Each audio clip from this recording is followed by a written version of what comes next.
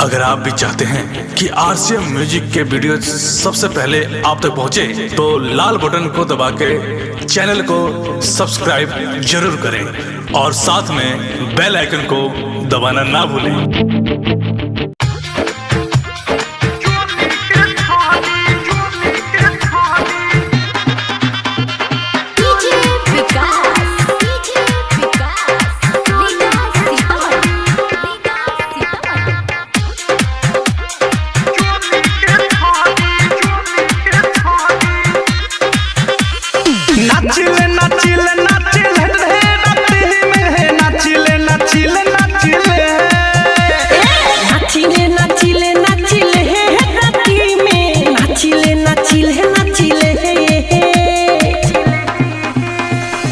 नाच के माल हम बिटोरी नाच के माल हम बिटोरी रखिले खुला चोली के छोड़ी नाच के माल हम बिटोरी रखिले खुला चोली के छोरी चोली के छोड़ी खुला चोली के छोड़ी चोली के छोरी हमरा चोली के छोरी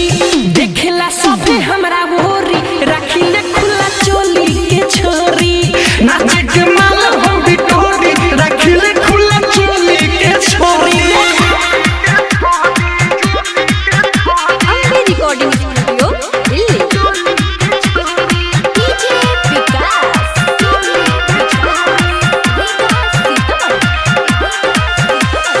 बानिया रिक्शा के माल नंबर 1 के कमोडी हिलाइले हम बने थान के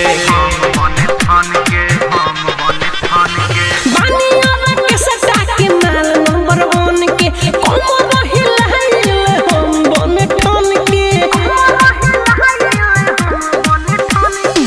मादिले आँख थोड़ी थोड़ी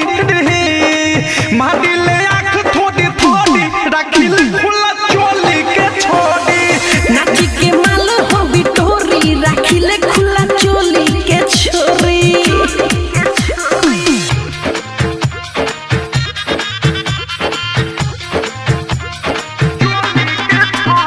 डीजे विकास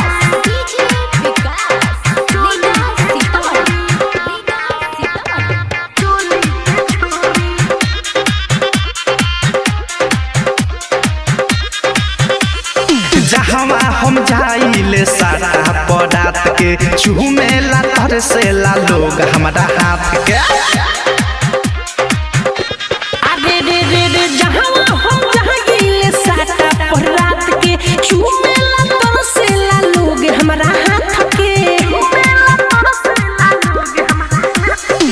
प्रेमी औध सवाया गोटी प्रेमी औध सवाया गोटी रखिले खुला चोली के छोड़ी मिठूरा के सोचिया घोरी रखिले खुला चोली के छोरी नाच के माल हम बिटोरी नाच के माल हम बिटोरी रखिले खुला चोली के छोड़ी नाच के माल हो बिटोरी रखिले खुला चोली के छोरी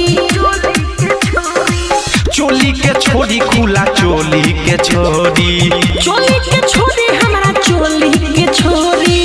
देखला सबे हमरा गोरी रखिले खुला चोली के छोरी नाच के माल हम बिटोरी रखिले खुला चोली के छोड़ी। डाउनलोड कीजिए RCM music official app play store से। आरसीएम म्यूजिक के सारे ऑडियो वीडियो डाउनलोड करने के लिए